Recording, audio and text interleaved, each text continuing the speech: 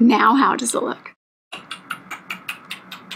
What I want to do, put a finish glaze on some of these, maybe some resin, and I need to put a bunch of clasps on everything. So we're gonna do that. These ones specifically that have the powdered pigment on them need a top coat of glaze to hold in that pigment because it does slowly kind of rub off. So let's do that. I'm gonna make sure there's no dust on here. So I am using a Sculpey satin glaze, and I'm just sort of punching in the glaze into my texture there. Don't necessarily want the texture to fill up with glaze. Do want it to be evenly glazed, I guess. Okay, we'll put that one to the side. These pendants were really fun to make. It was basically just using scraps and coming up with a crazy slab and then cutting the shapes out from there. This is a satin glaze, which means that it won't be necessarily shiny, but it also won't be matte. Sort of right in between there. Glazing your clay helps protect it, but it also helps bring out a lot of the shimmer, especially in the metallics, and it also helps bring out the clarity in the translucent clays. You'll see when these dry, and they dry pretty quickly, that they'll definitely look, it's almost as if you turn up the brightness on them. It brings out a lot of clarity when you glaze. Again, I'm just sort of punching in to where I have a lot of texture to make sure we don't have any pools. A lot of these pendants were part of videos on my YouTube channel, part of tutorials, so I'm just trying to finish them up so I can do something with them. This one was a tutorial on using powdered pigments and stencils together on clay. These ones are so distinct, I almost don't want to put a glaze over the whole thing. Maybe I'll leave this green and that green unglazed. We'll see how that looks. Maybe the red as well.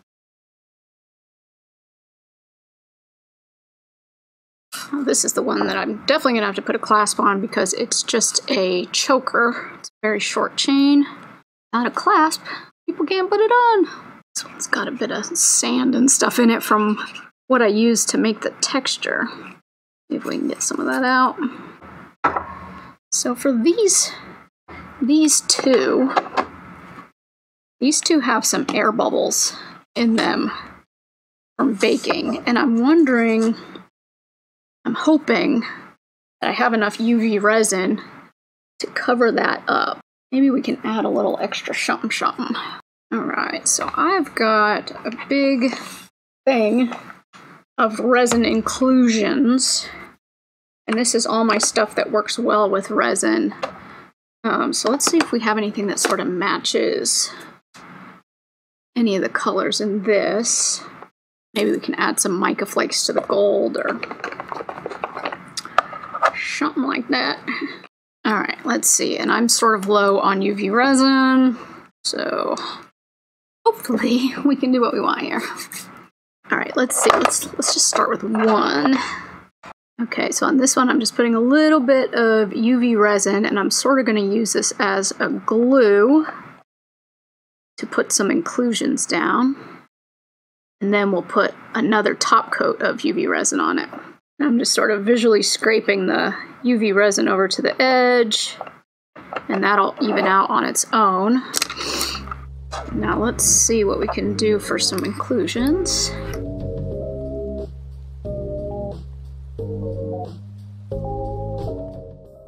These mica flakes, which are made by Art Ingredients, are a little bit thicker than the, what are these ones? Ice resin ones, so I don't know. One reason I like them though is because they actually look gold.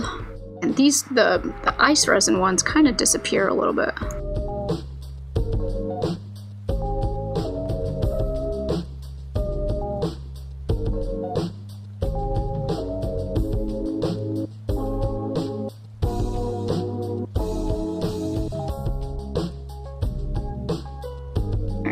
Let's put some UV light on this, and if you have epilepsy, I've heard that sometimes my camera can make this look like it's flashing, so you may want to look away. I cannot tell you how many paintbrushes I have ruined with resin. I need to get like little sticks.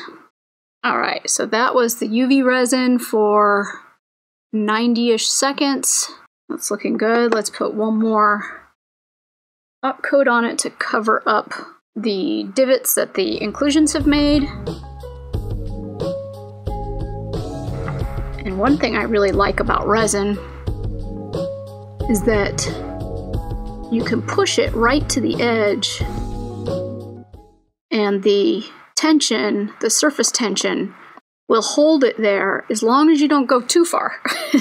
If you go too far, you will get drips. But for the most part, it holds on pretty well, so you can get a dome effect without spilling as long as you're working on a flat surface. So I'm just bringing over my blobs of resin to the edge. What I do when I'm leaning down is I'm looking at the reflection of the light on it, and you can see the edge of where the resin is sitting. My hands are sticky. That is looking pretty good. So this was clay pendant like this, and this one in particular had some bubbles from baking underneath the first layer of clay. So I threw some resin on there, put some inclusions that matched the colors, and we just did some blue, some lighter blue, and then a gold, and put a double coat of resin on it. I think it looks pretty good. Alright, so I'm just going to go through and with my X-Acto blade, which is feeling very loose, I'm just going to take off some of this edging. And I can hit this with sandpaper afterwards too to make sure it's a smooth finish on the edge. I find an X-Acto to be expedient. Kind of love this one. I might have to keep this one. Alright, so I've got jewelry findings here that I'm going to finish off necklaces with. Oh, and it looks like, so this one already has a clasp on it. So that one doesn't need anything except, I feel like it's, maybe that one would look good with resin on it. Just seems a little dull. I don't know, I'll have to think about that one. This one needs a clasp. I'm just going to use my wire cutters and cut as perfectly in the center as I can. Find findings of the same color. Oh, those ones. And those ones. So I've got jump rings and clasp in the same color as my chain.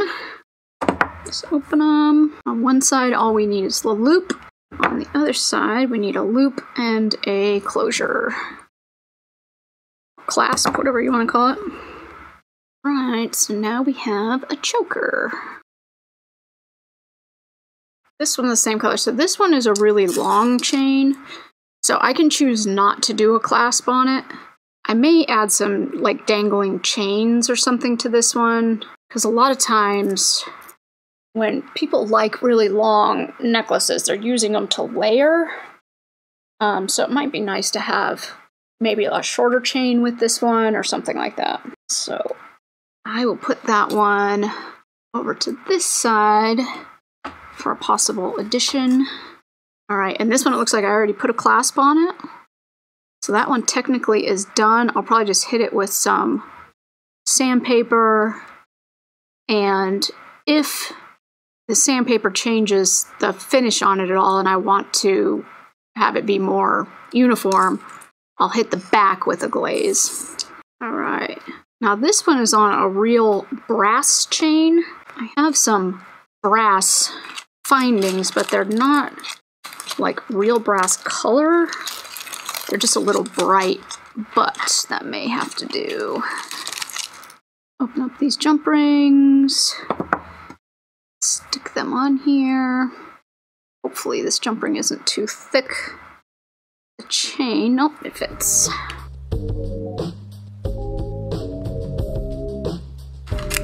mean, it's sort of a warm brass, cool brass. Maybe no one will notice. Yeah, actually that looks pretty good. Blends right in. Now for these ones I'm really trying to do something a little different, but I couldn't find the exact tools I needed. So what I'm hoping is that I can maybe fudge it. So I have gold eye screws in there, which were baked in with the pendant. And what I would like to do is I'd like to attach these to cord, but I would like caps on the cord. These are caps for the clasp of the necklace, but I'm gonna see if I can open these up. So I think if we just go like this, we take off the little chain, then get a clean cut of this. I should have checked the size before I stuck it on there. Oh, that might be a little too big. Let's see the smaller size.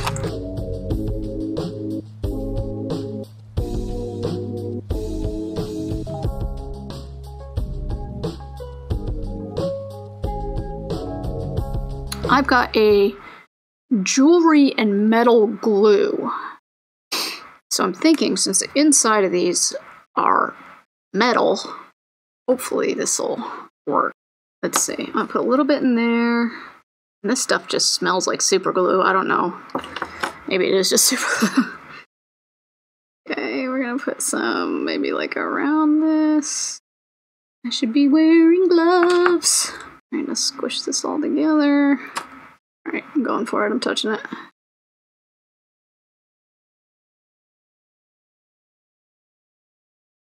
Voila! You guys hear my fingers? It is like super glue, it's just a little bit stickier. Alright, so I'm not going to mess with that one while that side's drying. I might have to wait on this one until I have a daintier gold chain, because I don't know if this one... Well, I mean, it does look cool. A big chain. My fingers are super glued!